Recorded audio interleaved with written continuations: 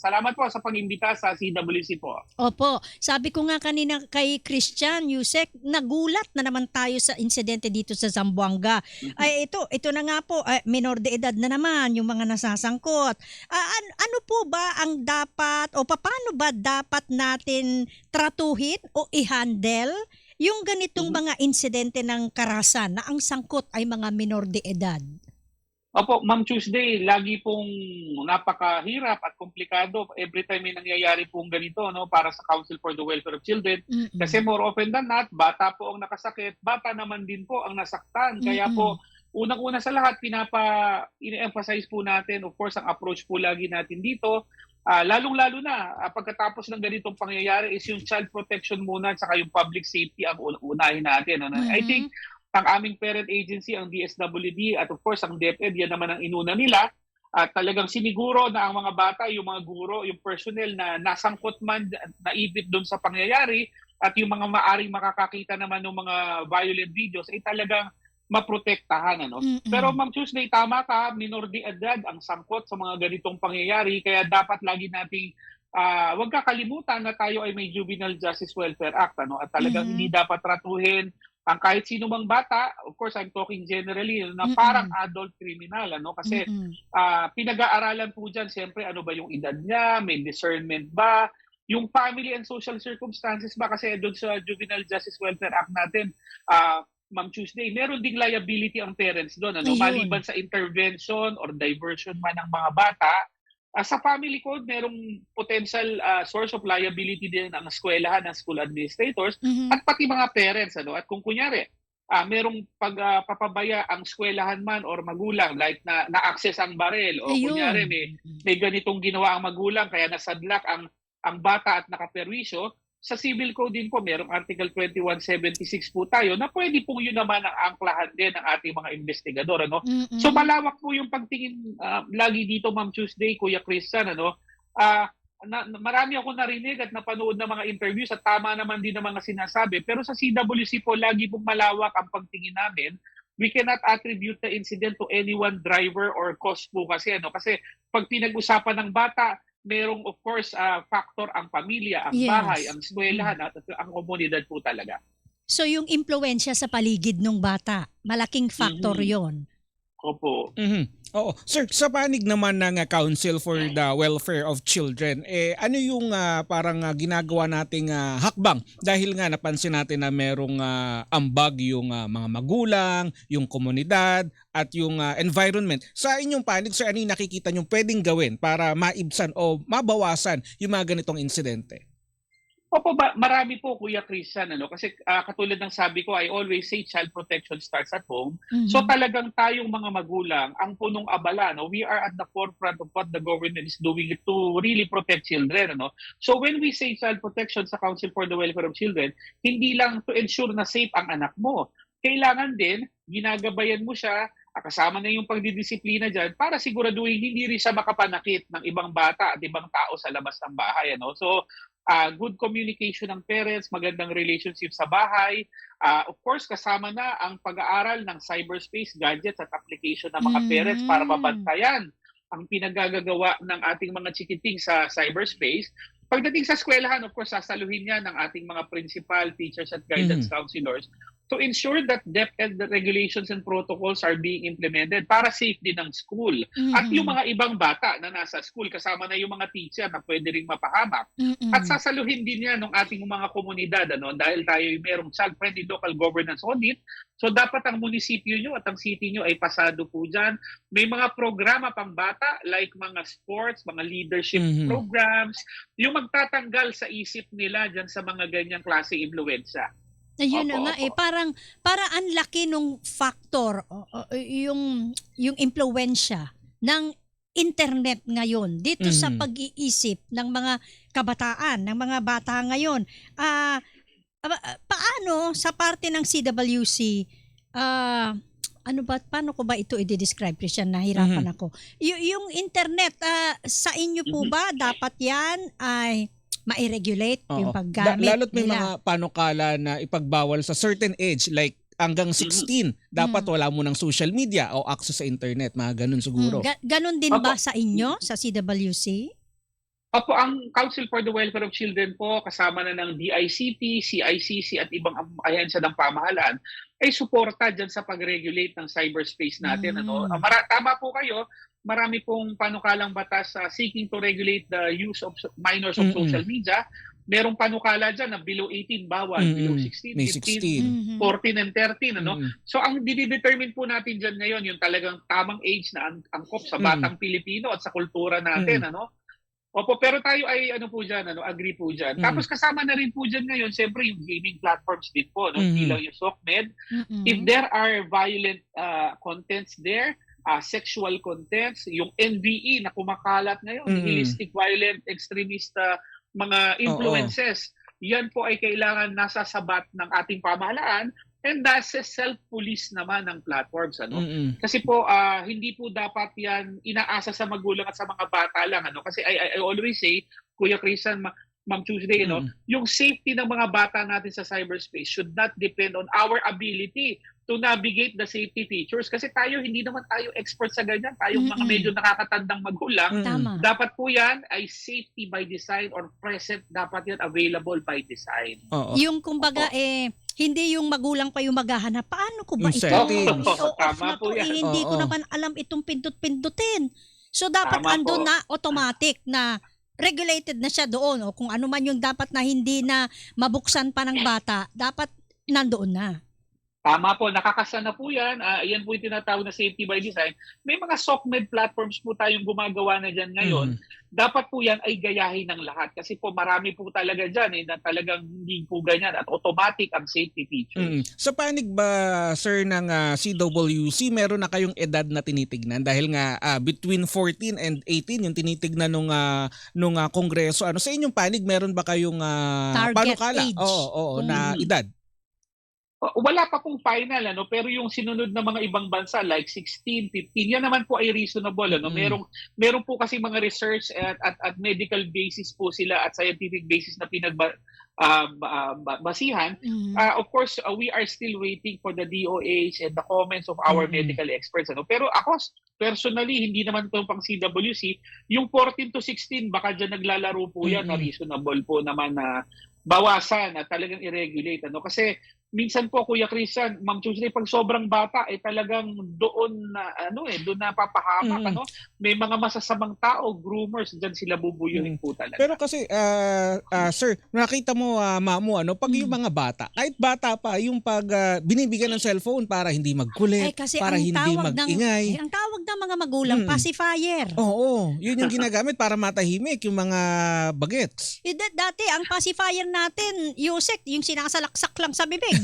Ngayon video. Ngayon hindi na, gadget na para lang tumahimik yung bata. Opo. Ma'am Tuesday, Kuya Christian, alam niyo yung sinasabi ko dun sa mga kausap kong magulang minsan, hindi ko mo nag-gadget ang anak niyo sa tabi niyo, sila ay safe. Kala kasi natin, nasa tabi ko lang naman, safe at hindi lumalabas ng bahay. I always tell them, pag binigyan niyo yan ng gadget, at may access yan sa cyberspace, para nyo rin yang pinalabas ng bahay. So you have to make sure na tama ang pinuntahan yan sa internet. Alam nyo ang sinong kausap. In the same way that we teach children how to cross streets, hindi ba talagang tinuturuan natin tumawid, tinuturuan natin paano maglaro ng safe sa park. Ganun din po dapat sa pag-navigate sa cyberspace po. Pero itong sinasabi natin, yung age naman, Christian, Yusek, lilimitahan lang kung di ba? Hindi naman natin totally ipapaalis para makagamit ng gadget ang bata dahil nakatutulong din naman sa kanila sa eskwelahan, doon sa kanilang mga lesson. Tama po, Ma'am Tuesday. Actually, I always say, half of the internet is really useful for education, research, socialization, connecting people nga. Yan yung sinasabi natin. But again, the other half can be a dark and dangerous place for them. At meron tayong UN Convention on the Rights of the Child, General Comment number 25, nilabas to noong 2021. Kinikilala doon yung karapatan kasi ng mga bata to meaningful access to digital technology. Dahil sabi ng United Nations, parte na kasi yan ng buhay nila. Yung dati, Ma'am Tuesday, Kuya Christian, yung panahon natin na TV at radyo lang, wala na daw yung mold na gano'n kasi ang environment na ginagalawan nila ay kasama na ang cyberspace. But doon sa general comment na yon, pinagubilin din. While parte yan ng buhay nila, the government, the private sector, public sector, tayo po mga parents, we have to make, and of course kasama yung platforms, we have to make sure that they are safe in cyberspace. So yan po ay binabalansi po natin. So hindi naman total ban po talaga ang gusto rin ng CWC. Talagang regulation lang po. Ibalik siguro natin, Yusek, yung mga dati nating mga physical activities, tumbang Yes, preso, tama po. yung ganyan, Chinese garter. Kasi pag yung mga, baka masaktan yung anak ko. Baka magasgasan. Ay, noong unang panahon, Baka ganyan nga ang pawisan. laro natin sa Baka eskwelahan malamukan, mamo. Luksong baka, yung ganun, piko. Aba, mas Tama po maganda yan, gayon opo. Nakakapag-exercise Opo, Ma'am pa Tuesday. sila. Tama po yan. Actually, lumabas po dun sa isang version ng Senate investigation, hindi itong nakaraan. Sinabi ng mga game developers doon at ng mga ibang stakeholders, hindi lang sa games or violent games kasi ang causes, yung vulnerability ng bata ang inaabangan ng mga masasamang tao doon sa platforms, pag nakapa na medyo mahina ang bata, medyo nabubuli, may mental health concern, kunyari, napapabayaan na magulang, yun ang binibiktima nila. Now, kung ibubuyo natin ang mga bata, number one, sa disiplina, dahil ginagabayan ng magulang, sa sports, sa leadership, sa arts, sa iba't iba pong mga bagay, baka yung vulnerabilities po nila mabawasan natin at hindi sila mabobola o mag-groom basta-basta na masasamang tao po. Ayun. Kasi sa social media o kaya sa internet, mamo, pag tapos na yung video, kung mapansin mo, may next na agad di ba? Oo. Pag nag-scroll ka, may ibang video na hindi mo na alam kung ano yung susunod na lalabas sa video doon, di ba, sir?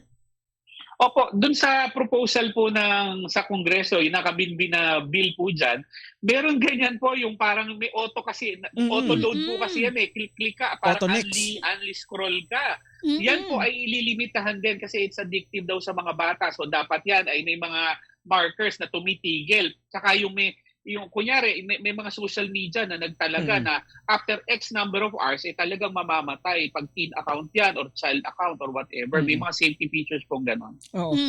Nabanggit na natin yung posible, nagkulang ang gabay ng magulang, kumbaga nasa tahanan yung problema, yung ugat, sa mga eskwelahan. Siguro, paano naman yung kailangan nilang paigtingin pa para maiwasan? Katulad yung sabi nyo kanina, nakapagpasok ng armas doon nang hindi nalalaman ng mga security personnel, ng mga school administrator, bakit nangyayari yung ganoon? Opo, Ma'am Tuesday, of course, we are not trying to blame anybody. Parang general discussion lang. Of course, yung schools, talagang kailangan gawin nilang safe kasi ang kanilang mga paaralan. And siyempre, napakahirap din sa laki ng paaralan, sa dami ng estudyante, na gawin talagang lahat at ensure yan 100%. Kaya ako, ang masasabi ko lang po lagi dyan, there are DepEd regulations po na dapat nating sundan. Kunyari po, yung i-roll out po ngayon, yung active shooter protocol ng DepEd. Actually, 2 weeks ago, yan po ay pinagmimitingan namin sa Technical Management Group. Piniresenta po sa amin. Napakaganda po niyan kung yan po i-apply sa public and private schools natin. Kasi mula sa gate, nalilimitahan ng mga masasamang tao. Tapos merong area sa loob na pwedeng i-lockdown. Ang mga schools dapat, ang mga kwarto ay may lock para nakakapag-lock ang mga bata sa loob. Napaka-elaborate. May mga rules po ang principal, ang mga teachers at counselors at kapulisan. Yan po ay dapat i-ensure ng mga school na mai-implement po. And of course, we wish everybody the best of luck kasi ang hirap po talagang asahan na 100% na mapipigilan, pero we can always minimize, lalo na po yung dami ng masasaktan. If we make sure talagang safe din yan at nai-implement sa mga eskwelahan po. Itong problema na ito, Yusek, tulong-tulong tayong lahat, hindi lang iasa dapat sa isang sektor lang Tama po ito, Ma'am Tuesday. Maganda yung punto mo, no? Ang unang binanggit ko nga dyan, sabi ko, itong nangyari sa Zamboanga, it's not just a school security issue. It's a child protection issue, no? So when you say a child protection issue, maaring nagmula sa bahay, may lapses kunyari doon. Maaring nagkulang din ng komunidad at mga nakapaligid dun sa bata, kaya naging ganyan siya, no? Whether may kasabwat siya o walang kasabwat, may humubog sa kanya kung bakit ganyan siya nag-isip, or maaring may contribution din ng eskwelahan. Kumbaga marami pong pwedeng nag-contribute para nagtulak dun sa bata na masadlak dun sa ganung behavior. And again, that's why we're clarifying, hindi natin pwedeng i-attribute sa magulang lang, sa eskwelahan lang, o sa komunidad lang po. Sabi po ng Department of Justice, si Acting Secretary Frederick Vida, may nakikita silang elemento ng terorismo may presence daw po nitong element of terrorism doon sa nangyaring marahas na pamamaril dyan sa Ateneo de Zamboanga University na first of all ay para maghasik ng takot sa paligid sa komunidad. Ganito rin po ba ang isa sa mga nakikita nyo sa nangyaring yan? Opo, currently, Ma'am Tuesday, Kuya Christian, medyo maingat po kami dito kasi ongoing yung investigation. Marami po kasi tayong government agencies na tumitingin na nasa ground level talaga na mas maaring mas marami silang alam kaysa sa atin. Pero for purposes of discussion po, kunyari, dito sa Senate investigation, not the last one, yung second to the last, may mga cyberspace gaming experts po tayo na nagbulgar din na may ganyang mga grupo sa internet na maaring nag-groom sa ating mga kabataan to do violent acts. Pero ito doon sa nangyari sa Zamboanga, of course, hindi pa natin makonclude yan dahil ongoing pa. Pero yung presence ho na ganyan kasi ay kailangan nating i-address talaga. Again, sabi nila, these people prey on the vulnerabilities of children. Yun So, na po. let us address the vulnerabilities of children. Tapos yung mga platforms naman, let's make the platform safe. Mas diinan pa ng gobyerno, i-regulate para po talaga safe po sila. Yung mga ayaw po sumunod, kami po ay open din sa banning o talagang temporary man or otherwise. Kailangan po nilang safe muna bago mag-operate talaga dito sa ating bansa. Kasi sabi pa ni Secretary, parang isa sa titignan din nila o tinitignan na sa ngayon, yung parang mentor daw nung bata, Mentorship. nung mga bata. Kasi parang mayroong, yung nabanggit ninyo, may mga nambubuyo, may nagsasabi sa kanila kung ano yung gagawin nila doon sa internet. Opo, may mga ganyang pangyayari po talaga, kasi kami po ay nasanay sa ganyan dun sa aspeto naman ng online sexual abuse. Of course, yung grooming talagang meron doon, pero hindi na lang pala sexual abuse ang ginagawa, Oo nga, pati yung pagbubuyo sa violence, pati yung yung paggawa ng karahasan na walang habas at walang pakundangan sa consequences, Yan ay kailangan tingnan ng gobyerno, And of course, I want to clarify, hindi natin alam kung ito ang nangyari dito sa huling insidente, pero any information about this should be double checked and talagang i-regulate po natin ang cyberspace. Yusek, bukod dun sa pangapanukala na ibaba yung edad ng pwedeng payagan doon sa paggamit ng social media at internet, meron din mga panawagan dun sa age ng criminality. May mga ganyan din pinag-aaralan panukala. Anong posisyon dito ng CWC? Opo, yung posisyon natin dito, of course, we follow the lead of the President. Ang huling sinabi ng ating mahal na Pangulo dyan ay perhaps open tayo to discuss so that we can discuss the pros and cons so that we will determine or ascertain if we need to change the minimum age of criminal responsibility or to retain it. Pero yun nga, base din sa komento at opinion ng aming sister agency, ang Juvenile Justice Welfare Council, marami po kasing drivers ang child criminality, starting with poverty, parental neglect, yung wala sila sa eskwelahan kaya hindi sila nakakakuha ng tamang education. So pag nilower lang natin, Kuya Christian, ang age of responsibility at ngayon nakikita natin may threats pa pala from cyberspace, baka po hindi natin masolve yung problema. I mean, ang magagawa dyan, baka marami lang makulong na bata, pero if we don't address the other drivers, we might not be able to solve the entire problem. So again, ang sabi ko nga dyan, the CWC will be there, front and center, to discuss the pros and cons. And perhaps we submit to our lawmakers ano bang gagawin dyan. Pero from the JJWC, mukhang marami tayong ibang drivers pa na kailangan i-address to solve this problem. It's really complex, multi-faceted po kasi itong problem natin na to sa MACR. Isa pang factor siguro, Yusek, yung yung paghihigpit sa pag-i-issue ng baril sa mga gun owner. Sa mga gun owner. Pero alam nila yun andun na yun, di ba? Kontra din dyan yung ibang legitimate gun owners. Dahil nga itong mga insidente nakalipas, puro uniform personnel yung pinanggalingan ng baril. Parang dapat uniform personnel ang paghigpitan. Hindi yung mga private citizens na may baril. Tulad kami, ako kasi one of the gun owners. Sumusunod kami sa lahat ng proseso. Parang yung huli naman, parang puro uniform personnel naman. Galing sa kanila. Parang ganun. Bakit yung kami idadama? Irresponsible naman kami. Yung huli, customs.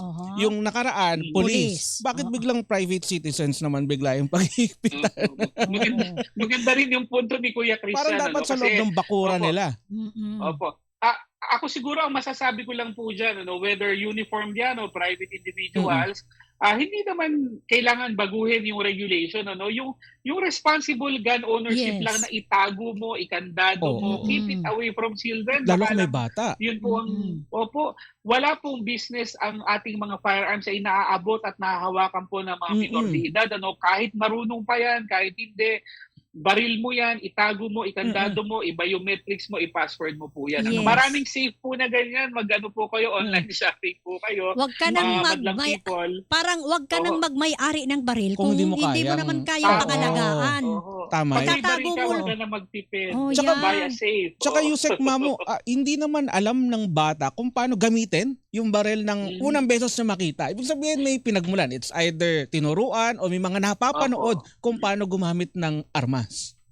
Kaya nga po with more reason, Kuya Christian, yung mga gun owners, kailangan natin ikandado yan. Kasi pag wala Oo, tayo sa dapat. bahay, tas lalo na hindi mo naman kinakausap kunyari ang anak mo, hindi mo alam ang nasa isip niya, baka kunin niya. So, imagine niyo na lang kung pamalo lang ang kayang kunin ng bata. Baka naman kokonti lang yung mas kokonti po yung masasaktan sa mga eskwelahan. So let's keep the firearms away from children. Let's be responsible gun owners po. Oh, yan. Last po, Yusek Tapales, sir, baka meron kayong panawagan o mensahe sa mga magulang, sa publiko, sa komunidad. Opo, siguro bilang panapos na pananalita, ang masasabi ko lang po, we always say, it takes a village to raise a child, pero ngayon po sa panahon natin, yung village po natin is kasama na po yung cyberspace, yung napakalawak na digital village po na yan, Yung mold po natin nung panahon na mga millennials tayo, na mga Gen Z tayo, Gen X tayo, wala na po yun. Ibig sabihin, ang ating mga kabataan po ay nabubuhay na sa mas mapanganib na environment dahil po din sa cyberspace. So tayo po mga magulang, lagi po natin silang kausapin, yakapin natin ang ating mga anak, subaybayan po natin sila. Let's make them safe all the time dahil nga po sa bagong Pilipinas, bawat bata ay mahalaga. Ayan. Salamat po sa oras po ninyo, Yusek Angelo Tapales, sir. Sa susunod po ulit, wag po Thank kayo you, Yusek. madadala. Salamat, Ma'am Tuesday, Kuya Christian. Mabuhay po kayo.